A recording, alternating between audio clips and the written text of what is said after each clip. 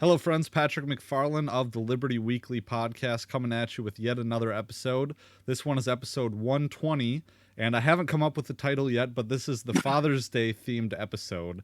And on the line to help with this discussion, we have Daniel Elwood of the Actual Anarchy podcast, Jay of AnarchoInc, and Nicky P of Sounds Like Liberty. How's it going, guys?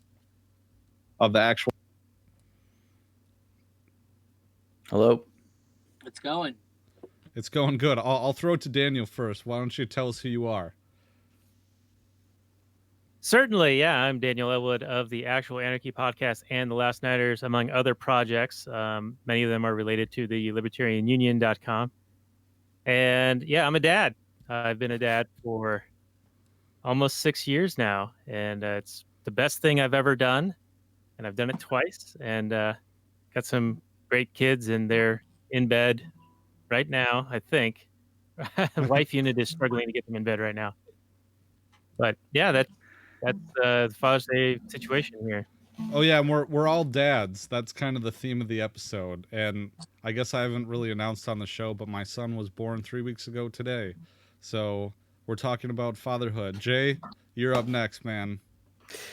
Yeah, my name's Jay. I'm from AnarchoInc podcast and known for AnarchoCoffee.com. I am a dad as well. I am a dad to two boys. I've been a dad for over 9 years now. It is also the most exciting thing, but also the most challenging thing. I think it's one of the hardest jobs I've had. A lot of patience goes with it and a lot of life lessons to be learned. But yeah, it's awesome. Yeah, Nicky, what's up? Oh, I'm actually sitting with my little gremlin right here. Look at that. Hi. Hi. Awesome. You said I host the Sounds Like Liberty podcast along with the This Week in Liberpods podcast, a Free Markets Green Earth podcast, and the Introvert Musician podcast, as well as, Sounds Like Liberty. And somehow I managed to knock my wife up in the midst of all that podcasting. And now I have a kid. She's 5. Yeah, we all have all these projects and everything.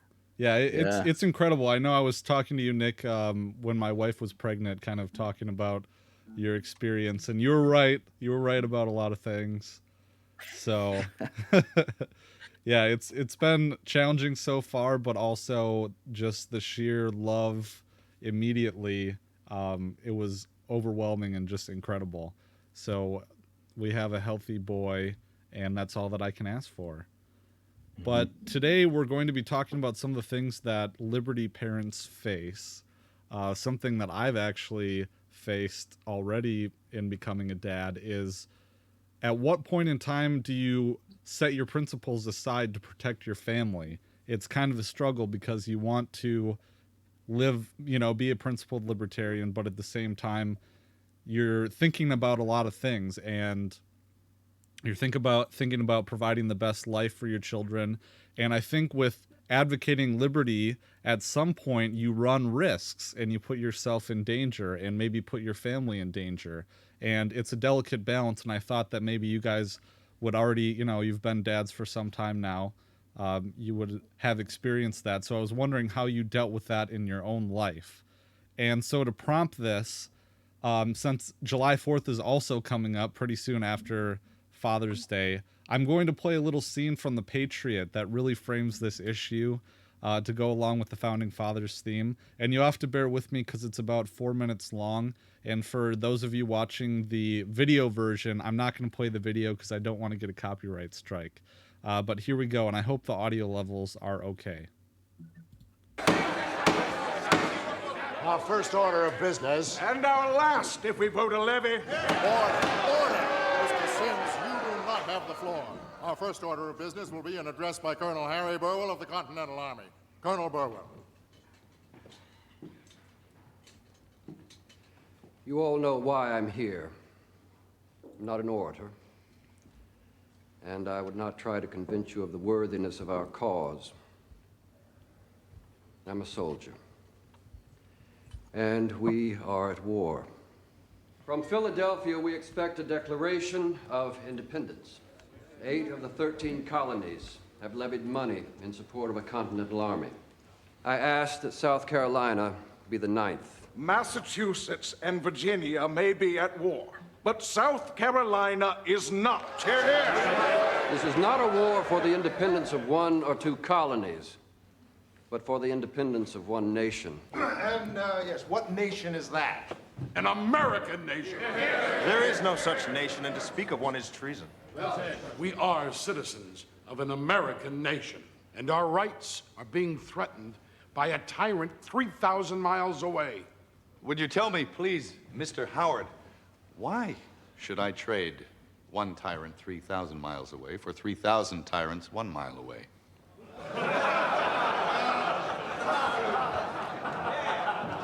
An elected legislature can trample a man's rights as easily as a king can. Captain Martin, I understood you to be a patriot. If you mean by patriot, am I angry about taxation without representation? Well, yes, I am. Should the American colonies govern themselves independently? I believe they can, and they should. But if you're asking me, am I willing to go to war with England? Well, then the answer is most definitely no.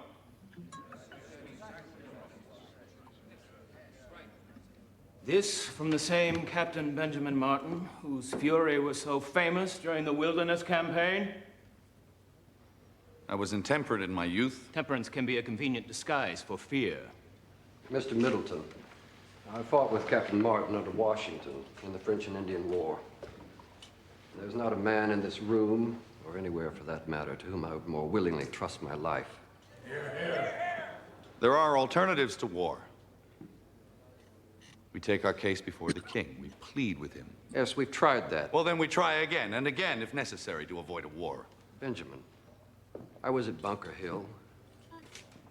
The British advanced 3 times, and we killed over 700 of them at point-blank range, and still they took the ground. That is the measure of their resolve. If your principles dictate independence, then war is the only way.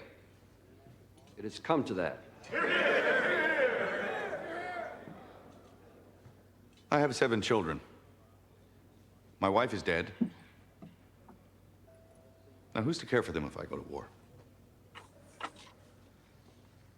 Wars are not fought only by childless men. Granted. But mark my words. This war will be fought not on the frontier or on some distant battlefield, but amongst us, among our homes. Our children will learn of it with their own eyes. And the innocent will die with the rest of us. I will not fight. And because I will not fight, I will not cast a vote that will send others to fight in my stead. And your principles. I'm a parent. I haven't got the luxury of principles. Rabble, rabble, rabble, rabble. That's what comes next. So initial thoughts, I'll just open the floor to anyone. Yeah, I mean, I think it's something we all face, honestly. You know, the minute you have something that is, you know, frankly more important than you are, all you can do is try and do your best to make the world better for them while still, you know, walking that line, making sure that they stay alive and you stay alive to keep them alive. Right. It kind of, in some ways, it kind of makes you a pragmatist a little more. I don't know. What do you think, Jay? Yeah, I mean, that last line, you know, I'm a parent. I don't have the luxury of principles, really kind of hits home with me. You know, to Nick's point, it's like you walk a fine line, I guess, right? When, whether libertarian or anarcho-capitalist or, you know, anything that is against the state, really, right? And but I think you walk that line all the time, and it's not about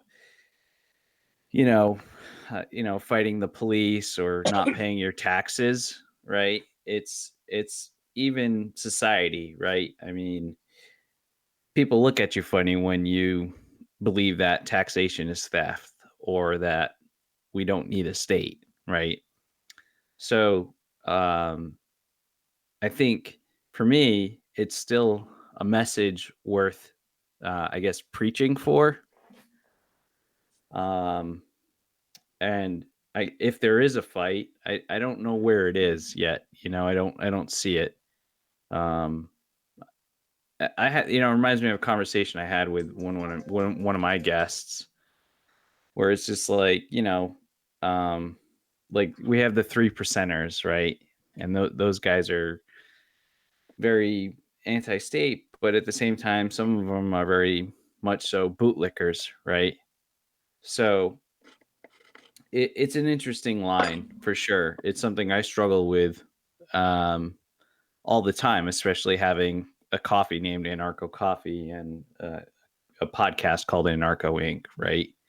It's like how much of an anarchist is this guy really? I mean, he pays his taxes still, right? It's like, yeah, sure, because I don't want the king's guardsmen knocking down my door and pulling me away in my sleep, and then my kids have no father. I mean, to that right there, with the Freedom Song Project, there's been a couple nights I'm sitting in my basement alone, writing up, one of my write-ups on a song, and thinking to myself, is this going to be the night that there's just a no-knock raid and I'm black bagged and pulled out there, and Liz and I wake up and I'm just not here anymore? Yeah, for sure.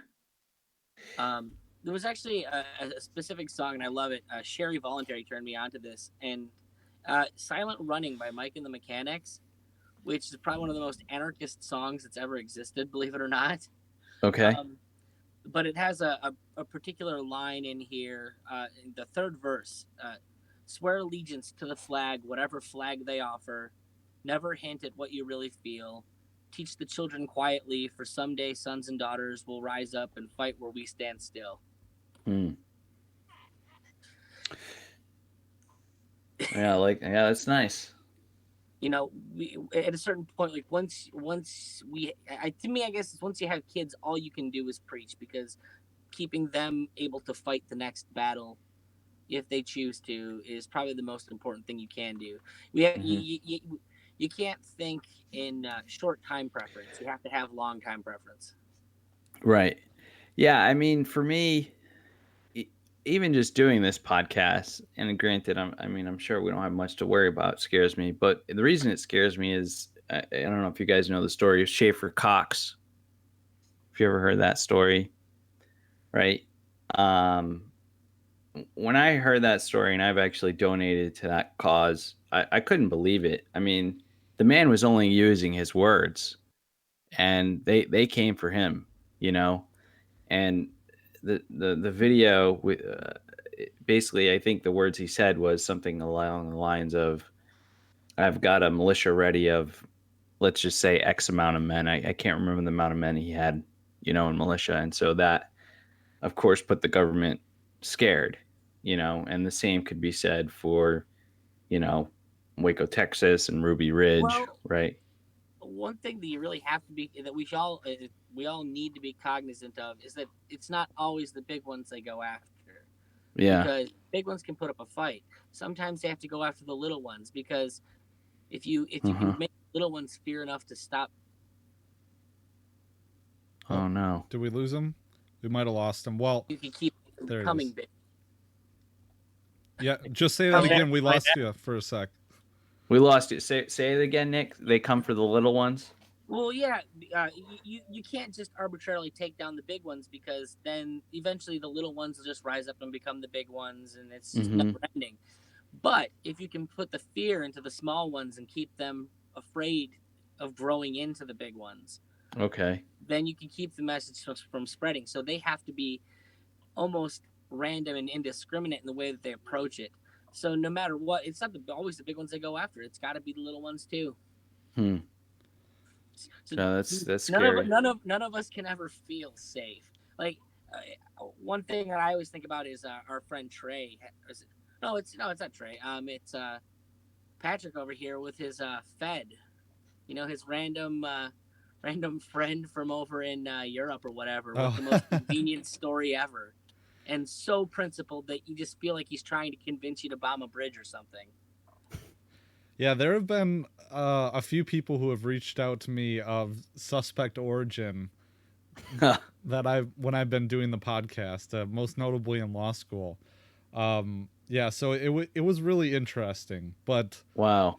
Yeah. So, well, one thing I wanted to key in on too, Jay, that you mentioned is that and we can certainly return to the state question, but you always also have to be cognizant of the fact that it's not just the state that you're putting your children at risk against, it's also society itself and other people judging the decisions that you're making to raise your own child.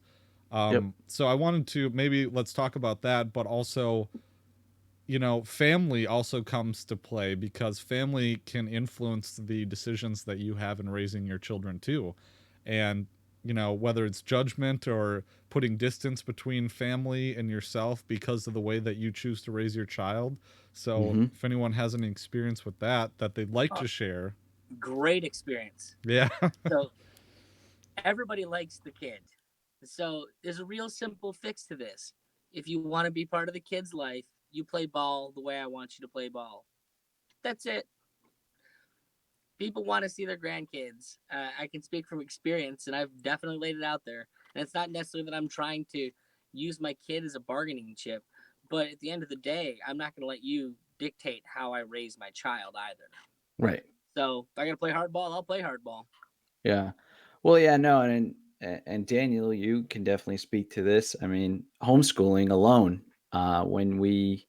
when I go to work and people ask me where do my kids go to school or where I live, and I said, well, we kind of live out in the woods just because that's what we can afford. And it's really, I didn't even know about homeschooling.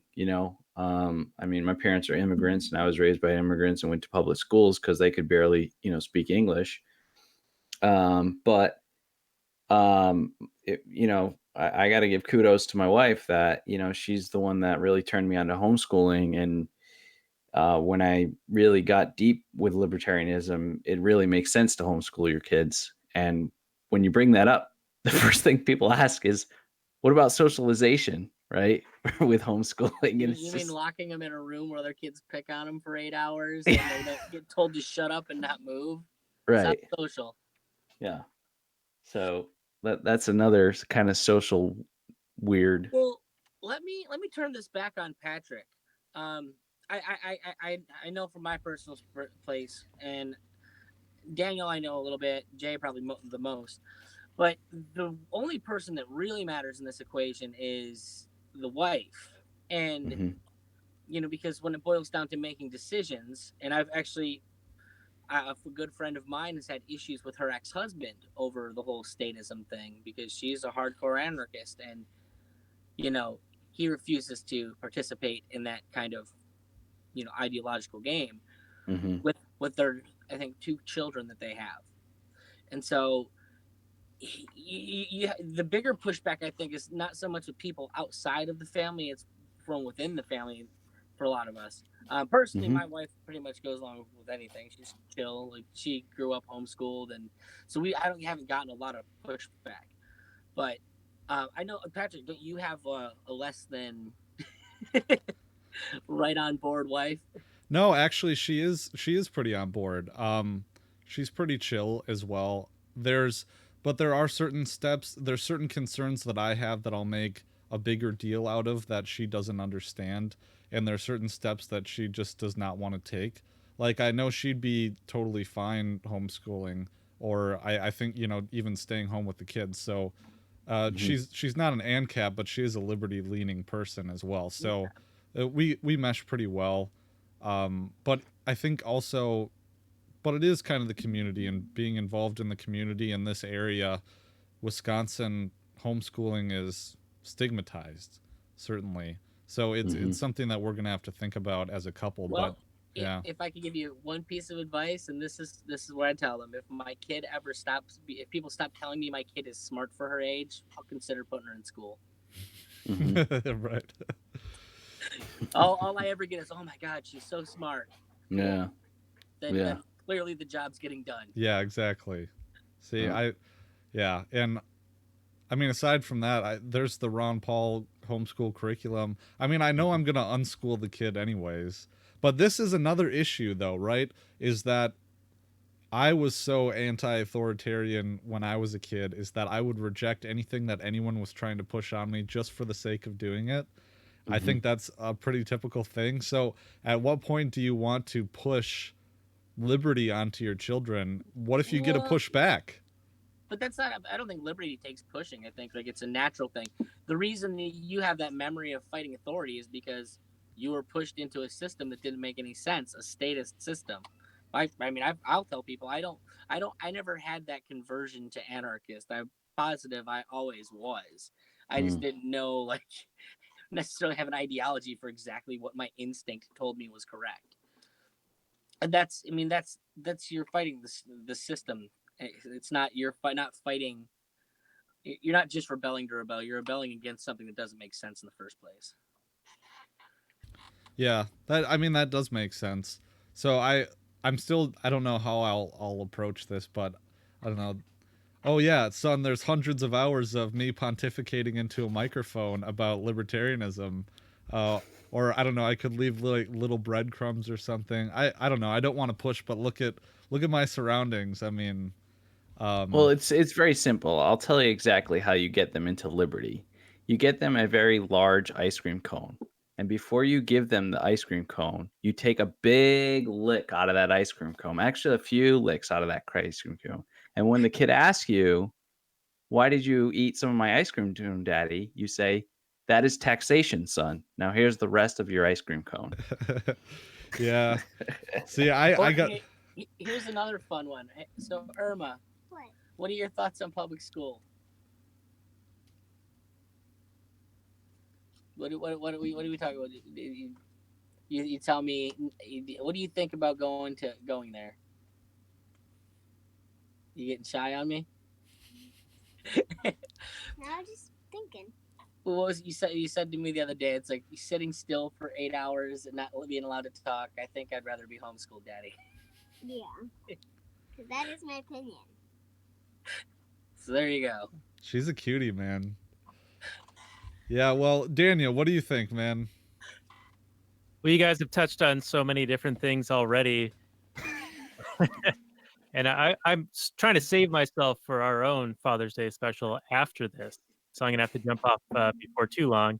But we're going to be doing the Legends of the Fall movie as our episode. And that father, played by Anthony Hopkins, is super libertarian. It's pretty awesome. But just in general, I think that you guys are right. You do have to make some sacrifices to adhere to principles of your philosophy and try to remain as principled as possible. However, as discussed in our episode 131, Star Trek The Next Generation, Season 1, Episode 7 on justice with Patrick McFarlane of Liberty Weekly, which can be found at AnarchoInc.com/131, Picard had to make a decision between adhering to his principles of the Prime Directive and thus not interfering with the alien race who are trying to impose their system of justice on Wesley Crusher and kill him for knocking down some hedges. Picard chose to ignore that principle to maintain the safety and the life of his crew member, who he was a father figure to. So in that regard, similar to what you guys were saying earlier, where you're going to live your principles, but you're still going to pay your taxes. You're not going to resist a police officer when they pull you over and give you a ticket. You got to pick your battles, and you're not going to pick a battle where you're going to end up dead or someone's going to end up hurt as a result of you living up to your principles in that particular instance, because you're on their their ground there. That's their environment that they want you to. What did John Lennon say? The flick you in the face to try to get you to fight. And then they have that excuse to escalate the situation into additional violence. Isn't that exactly what police in the hood do? Oh yeah, yeah. They're escalation people. I mean, Pat, you had an episode on the Detroit Threat Management Center, which is like a private security service that's in Detroit, and they have no escalation of violence. They use de-escalation techniques, and to my knowledge, and I, you know, I'm not like totally up on this, but they have not had any violent altercations that resulted in serious injury or death. I think one of them got shot at one point, but no, they've never been sued. No one under their care has been injured or killed. So it's very successful. Yeah. Right. And then just back to the, you know, the wife unit being a very important factor. I do agree. And I got this demonstrated to me on what not to do by my uncle. He was a very right-wing Republican conservative, and he married a very left-leaning liberal. And they were at odds constantly. Any news item that was remotely political, and this is 20 years ago before everything was political or politicized. And they would get into fights all the time over this stuff. And needless to say, they're no longer together. And I lucked out in that I found a woman who liked me and I liked her. And she went along with me on my journey of discovering what I feel like I kind of always had in me, was that streak of anti-authoritarian and not believing what I've been told, questioning everything. You know, like the standard keep the government out of the bedroom, left, you know, anti-war kind of thing that I identified with growing up. You don't trust the man. You don't trust authority. You think that they're lying to you and they're trying to shape history so that they come out smelling like a rose. And that's exactly why I consider sending kids to government schools a low-grade form of child abuse. I'm not going to do it. Like, what do you think they're going to tell them? What, every time you bring up a study or some research or an article, you're a debate opponent would be like, well, who paid for that study? Oh, who wrote that study? You know, whatever. But they never question it if it's the government paying for it. What do you think they're going to tell kids at school when the government's paying for that schooling? The employees are government employees. Of course, the government's going to come out looking pretty dang good and necessary and important, right? And, you know, what did, was it Stalin who said, you know, give me a child a year for, or give me a child for the first 5 years of their life and I'll never have to worry about them again. Like they'll love me forever. They'll believe everything I've told them. I'm roughly paraphrasing here, but sounds like George Bush. What's the difference? Yeah, a matter of degree, maybe. That's right.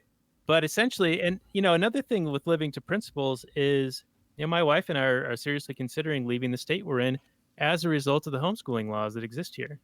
Yeah. There is procedures you have to go through to be approved to do so. You have to do a bunch of reporting and testing and taking attendance and keeping all these records. And even though it might be easier for us to do all that stuff rather than uproot and move, we just have that streak of like, you want us to do all that? Fuck you. You know, we don't want to do all that. And so, yeah, we're looking at other states that have more lax regulations in relation to that, or even leaving the country, like we had talked about in the pre-show, that is available for Patreon supporters of Liberty Weekly, libertyweekly.net/Patreon. I love you, Daniel. Well, nice plug. A key word that you have to focus on in there, and that's living with your principles. You know, getting black bagged and carried out in the middle of the night doesn't do well for that living part of living with principles. So, yeah. Daniel, you touched on, we've talked about this once when I was on your show. The homeschool. What's that? Oh wait, no, you were V for Vanetta. That's right, back in November. Yes. What? Yeah, a while back. But the homeschooling, yeah, I know you struggled with that, and I will say, so a lot of people, I've been getting a lot of questions about Free State Project in New Hampshire and what's it like to live in New Hampshire, and I will say the one thing about New Hampshire so far and is the homeschooling. We don't have a problem with it. We wrote one letter, not even to the state, to the town we live in, saying we're going to homeschool, and that was that. And then I pay $95 once a year to have someone, a private auditor. I don't even know what it is. A woman comes and just reviews a portfolio that my wife puts together. She writes a letter of an assessment, and my wife puts that in the portfolio, and it gets filed away just in case. Yep. Big brother comes knocking at the door. But that's pretty much it. That's not one state rep. No one's come here to bother us and ask us about his reading, his writing, or any of that. And frankly, Nick, to your point, about, what's it like homeschooling? Well, I took my son to a little Halloween party that we had at my full-time job, a venture capital firm, and the CEO of that company. What did he say about my son? He said he was very confident, is what he said. And he was 7 at the time.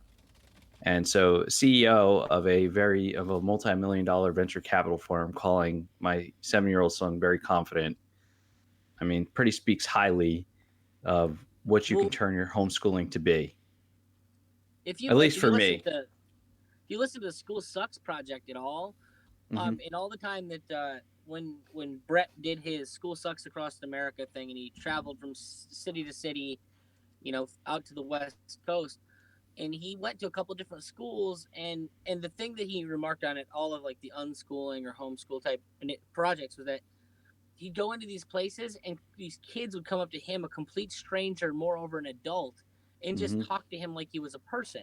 They didn't have any of they hadn't internalized any of that stuff, and he's contrasting that against to his own brothers and sisters' kids, and like just how afraid of talking to adults they are, and like they're the feeling that their ideas aren't important and things of that nature.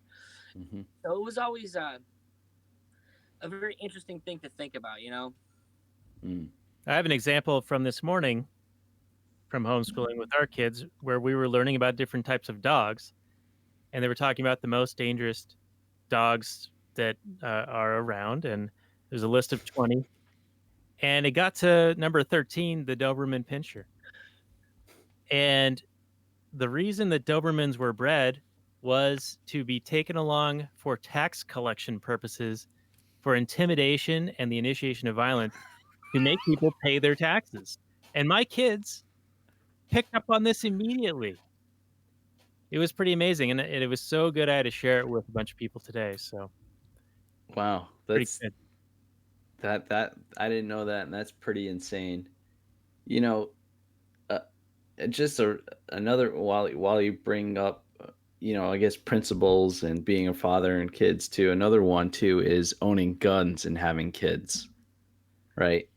I remember when I told my first liberal coworker about owning guns and having kids, the look on their face was priceless. Like, you have guns and you have kids? How terrified were you CPS would be at the house when you got home?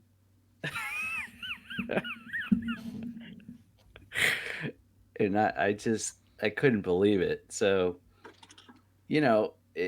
and occasionally, not all the time, because in New Hampshire, we have the right to concealed carry or open carry even. And I will sometimes, and I'll get looks, if somebody happens to see my firearm or whatever. And it's interesting, but it's one of those things that it's really that you've just basically teach your children about gun safety, really, and there are so many.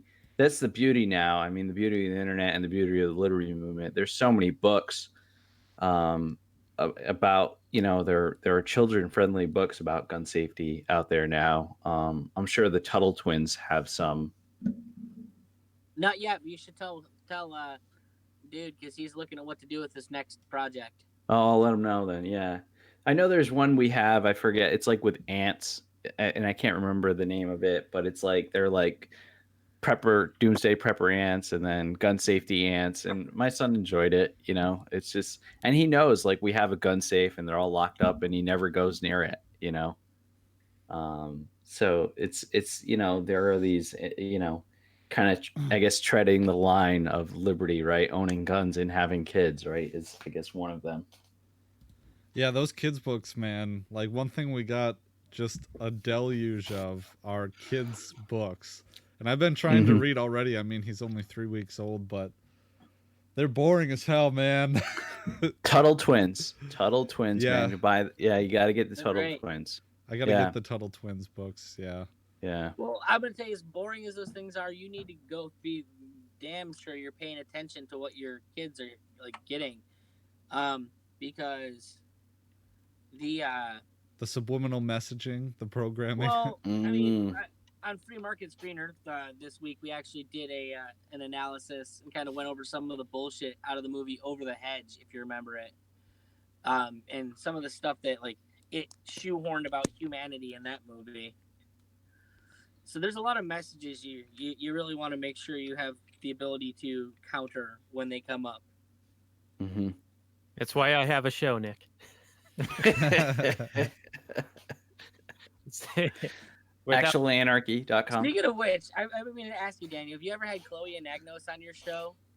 No, I have not. You should totally have her on to do Miss Congeniality or something if you've never done that one. Because she did beauty queen stuff, so she's got history. Okay, yeah, that'd be a good. And she is a riot of a guest. That sounds good. Yeah, and back to the gun thing, just real quick. I've heard that some government schools will actually question the students. 8-year-old, 10-year-old kids be like, "Are there guns in the home?" And then that results in some kind of action with the state. It's fucking insane. And the CDC had a study that they tried to not make a big deal out of. But the defensive use of a firearm occurs approximately 500,000 to up to 2.5 million times per year, where the deaths as a result of firearms is around the same number of deaths as car accidents, and 80% of those are suicides. So like 50,000 maybe, with 10,000 homicides. And you stack that little pile, and I'm not trying to minimize 10,000 murders is of course bad, but you are countering that with potentially 2 million people's lives saved as a result of what in my training was called rescue safety equipment. And that's how I present it to our kids. This is rescue safety equipment. This is in case of emergency when our lives are being threatened in the immediate sense. So you're damn sure I'm going to have a firearm around our home to defend my family, my kids. And I would consider it irresponsible to not have the capacity to do so. Right. Absolutely. Yeah. I mean, so there's the defense, and then there's also the practical side of it too, right? I know, Patrick, you're a hunter. I also took up hunting, and it's a good bonding experience with the children. I've taken my 8-year-old son turkey hunting. We're terrible at it. We didn't catch any turkeys, but we went out there. We went out there with the 20 gauge shotgun, and I told them about barrel control, and we don't load it until we see a turkey, and all of those safety things, how to handle the gun while walking, and all of that. And he got it, and we came back just fine. Nobody was hurt. Just really bored. Just really bored trying to call for those turkeys, You see, and then I'd rather have my kids know what a firearm is and what to be careful about, have respect for it, rather than it be this mystical, forbidden object that if they come across one, it's like, ooh, what is that? Ooh, how does that work? What does this do? Exactly. Right. Yep. See, I like the kind of hunting where you do a lot of walking around and not just sitting in one place and waiting. So my dad and I are going to Colorado elk hunting for my first time elk hunting, but I've been mule deer hunting in Montana since I was a kid. So a lot of good memories and continuing the tradition, and just looking forward to having my son join us for the He's only 3 weeks old, Patrick. Come on. Yeah. We're gonna wait. I want him hunting it by 4 weeks. We'll wait a little bit longer on him. Yeah. But yeah. So I mean, trigger control by 6 months for sure. Of course. Definitely. He's got to know how to load the mag and everything, and but I mean, he should be operating an AK-47 by at least 1. Yeah, see, I was lucky to have sphincter control by 6 months. Yeah. I was trying to convince my wife that it's a good idea to let me buy an AK before he's born. Real cheap down here in New Hampshire. Are they really? Yeah. Yeah, I could probably get one for, I don't know, maybe $800, but I could do better. $750 maybe. Yeah, the gun shows you get them for like 6 maybe, but they're probably Chinese, not Russian. Yeah. They're not the Russian one. If you want a Russian one, yeah, you're definitely going to pay 8 or 9. Well, there's this guy on YouTube called the AK guy. It sounds awesome. I like him already. Yeah, no, he's cool. His business custom makes AKs, and the model is AKG. He named it instead of like a Wasir, or I think the Wasir is the Czech version, but he orders virgin Romanian parts kits from the Romanian military surplus, and then he builds them himself and test shoots them and everything. So why are you just not making friends with people with CNC machines? Yeah, see, that's a good question. Got some friends in New York with CNC oh, do you? Access. I was trying to convince my dad to, but it's funny because my dad, he's a gun-loving Republican, but he asked me, why do you want to build an AR-15? And I'm like, you're sounding like a liberal, Dad. What kind of question is that? I want one of those ghost, what is it? The ghost gunner or runner, whatever you call it, Cody, the 3D printed gun stuff. Yeah. Just because it's been a little like techie, I'd be interested to see how all that works. Be a lot of 3D fun. printing a gun. Yeah, why do I need a reason to want to build an AR-15? I mean, why? I said why can't I just tinker? Right, it's an insurance policy at the very least. I mean, So, well, I'm curious, Patrick. So you got a bunch of dads here. You're the new dad. Are there any questions you actually have for everybody else? Kind of about what to look forward to? How fast does time go? Because it's already been 3 weeks, and I can't believe it. Interminably fast and incredibly slow at the same time. Yeah. Yeah. They're never doing the things you want them doing when you want them doing them, but they will happen super fast too. Okay, how about this one? I was listening to an episode of the Tom Woods show on my way. I had to drive down to Madison this week. But on the way back, I was listening to the Tom Woods show, and one of the lady guests he had on was talking about how having a children is correlated with an increase in earning capacity. So have you noticed, and Nicky kind of talked earlier about how your time preference by nature gets lower. So have you noticed the lower time preference behavior since you become a father? I tend to big dick people a lot more. Like I don't have the luxury to get bullied around in life. Yeah, that's awesome. I will walk into that room, dick swinging, and say, "This is what I want, and either you're gonna give it to me or I walk," because that's what I need to do for her. Right. Yeah. No. I've been wanting that more confidence, I guess, in being less afraid to throw your weight around. So. Yeah.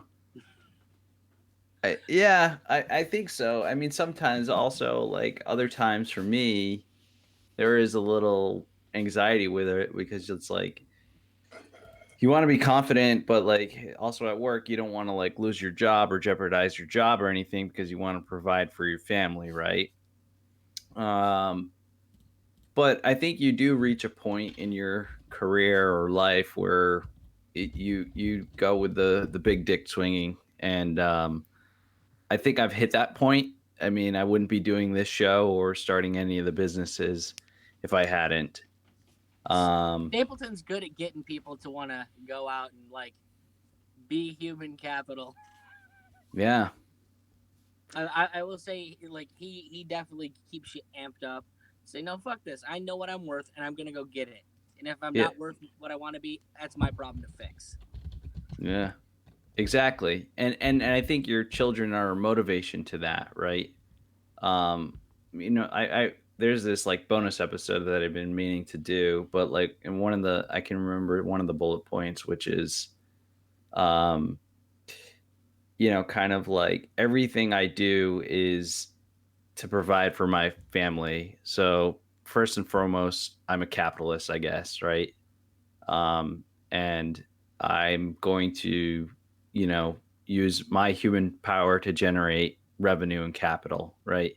And the other thing that resonates with me as a father is actually a movie that Daniel, you should cover, Hell or High Water. I don't know if you've done that one yet. Yeah. You have? Okay. Yeah. Great fucking movie. At the end, pretty much the main character says something along the lines of, you know, my whole life I've been poor and I'm tired of fucking being poor and I don't want my kids to be poor anymore. So that's where I'm at. Yeah. And to your point, and, you know, it's one we did a long time ago when we were called the Reed Rothbard podcast and the audio was really terrible. So it could do with a refresh. And I think you just volunteered yourself as a guest. Sign me up. It's a great fucking movie. And Pat, we just had you on recently. We'll have you on for another Star Trek, I think, soon. And Nicky P, will have you back too. There's another Alex Proyas movie that I saw a clip of it recently. Oh, good Lord. Like, that looks awesome. So you're my go-to guy for Proyas. Nice. And then just real quickly before I have to jump off, because we're going to record our episode in a few minutes here. I have noticed the time preference shift myself, though I've always kind of been like squirrel some away and save for the future. That's how we ended up being able to buy the house that we looked into the situation. We spent a lot of time looking and saved a lot of money for a long time living below our means. But I also had that entrepreneurial streak, probably to my detriment in some regards. Like I try to take on way too many things, but it's because I want my kids to see that you have to create value and that you have to focus on what you can do to make other people's lives better, that the rewards will come from that. So it's not going to be, you know, go to school and then go to college and then maybe get a job. I want my kids earning, you know, they're almost 4 and 6, probably in the next couple of years. I want them to start getting into something entrepreneurial and starting to bring in some money. And I mean, if they can fail forward from ages 10 to 14, they'll be light years ahead of me and most people. There's something actually in there that you said I really like that actually has broader implications, and a lot of that is showing your kids. Like we've talked a lot about, you know, principles and where do principles come in versus, you know, keeping your kids safe. But the fact of the matter is that we want our children to share our principles. So you can't just completely ignore them one way or the other. You have to have them be a part of your life to instill them in our children. And, you know, I think that's why it's an even finer line than I think some of us give credit for, because you can't just, you know, go to blend in. Like you can teach your kids to blend in as much as they need to get through life, but, you know, understand that we do this, but this isn't what we believe. This is just so we can protect ourselves. Yeah. Yeah, and I don't think that it's kind of strange too, because the libertarian principles, I believe, the low time preference behavior, if you're going at it from a purely Hoppian standpoint, libertarianism imbibes a lot of low time preference behavior. So I don't see exactly, you know, at the same time sharing your principles, maybe some people would see it like, oh, let's have babies so we can create more libertarians. They see that as being kind of culty, right? But at the same time, I think it's what you would want to teach your children anyways, are these, you know, don't hurt people, don't take their stuff, save for the future, plan further out, you know? That was literally Tom Woods' guests today, entire plan for the record. It was yesterday. Wait, was what? Tom Woods was, I think it was his guest yesterday. That was her thing, was just go out and have kids. Do it while you still can. Marry a good man and make a family so that you can go and make more good libertarians. Yeah, that's the thing I thought I was listening to yesterday on the way back up. It was like Brave the World. Is that her? I don't remember who it was. Yeah. I just remember. Well, since Daniel has to go here, we'll be respectful of his time. Buddy, we'll close. So why don't you plug your stuff, but also close by saying what your favorite part is about being a dad. All right. Well, thank you guys for putting this together. And it's always great to talk to you guys. I think my favorite part of being a dad is just having somebody that you can love unconditionally and they're going to love you back. And the coolest thing about my kids is that they're natural anarchists.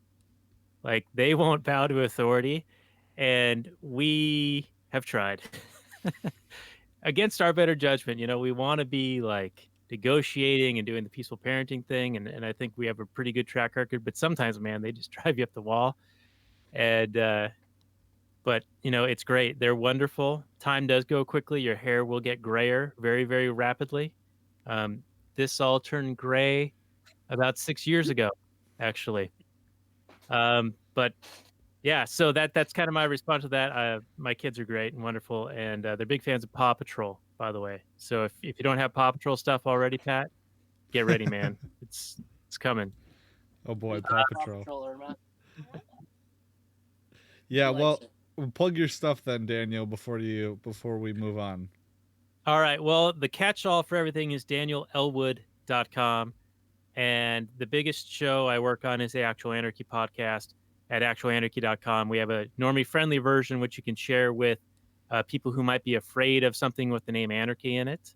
And that's called The Last Nighters. That can be found at lastnighters.com and also on thelaunchpadmedia.com, along with Nicky P, who I will now flip it to.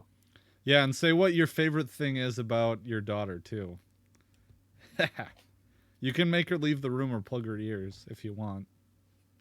My favorite thing about her is that she's an arrogant son of a bitch like me.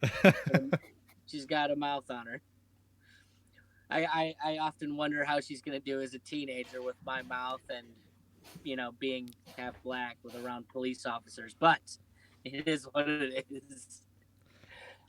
Yeah, and what's your favorite thing about being a dad too? I guess for me, the vicarious living, hoping to fix the mistakes that people made with me on this next generation and try and make better people than we are. Yeah, that's good. Well, what's your show? I have a lot of them. You can go to nickpacone.com and find out. How do you spell Pacone? Pecone. Okay, and ancapmusic.com? Yeah.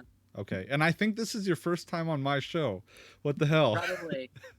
Damn, okay, well, let's not let the next gap be so long. I got to get you back on ours for a second round, by the way. Yeah, I'm totally down. All right, Jay, you're up next, man. Yeah, so favorite thing about being a dad, I'm going to go a little corny, but I love coming home, and my kids are always happy to see me. Even though my day at work may have been shitty, they're always greet me at the door with a hug, you know, and that's kind of the best feeling in the world. And yeah, I mean, my 8-year-old is stubborn as fuck already, like me, and that's okay. I think he's just strong-willed, as we like to say sometimes, and so he'll be just fine. And yeah, and you know, like I said in the beginning of the show, it's definitely a hard job, but it's one of the most it's, you know, one of the most rewarding jobs, I think, is being a parent, for sure. And yeah, I'm very, very happy to have my two boys, which, by the way, have their birthdays are very easy to remember. So my first son is Christmas Eve, and my second boy is New Year's Day. Not planned. My but sister was the night before Christmas Eve. Yeah. So I wanted to name him Jesus, but my wife didn't let me. So. That would have been great. I'm Jay. You can find me at AnarchoInc.com. That's the podcast, and go check out the awesome tasting coffee, AnarchoCoffee.com. First time buyers, they can use coupon code ANCAP10 for 10% off the first order at AnarchoCoffee.com. Awesome. Yeah. Well, I'll close out then. So my favorite thing about being a dad so far is thinking of all like the special things that we can share together in terms of the first time my son listens to a certain band or sees a certain movie or goes to a certain place or reads a certain book. I'm really digging that. Looking to share that. With that. Be careful. What if they don't like it? Yeah. Well, so when I had Irma, I made sure to listen to a lot of Goldfish when she was coming up, because I like Goldfish. And she seemed to enjoy Goldfish. The problem being is now I have an EDM kid, and all she wants to listen to is dance music. So, you know. That's awesome, though. Just be cognizant of what you're doing. Yeah. Yeah, well, we'll have to be careful. There's time yet. There's time with her. And then, my favorite thing about my son, too, is I think the little noises that he makes. All the cooing and the sighing and stuff. I mean, he's 3 weeks old, but and he's real cute, too. He's really cute. Wait till they talk, man. Yeah, wait till they start talking back. I'm really excited, but I've had a problem my whole life with wishing my life away and wishing for better days, but the better days pass you by if you do that. That's right.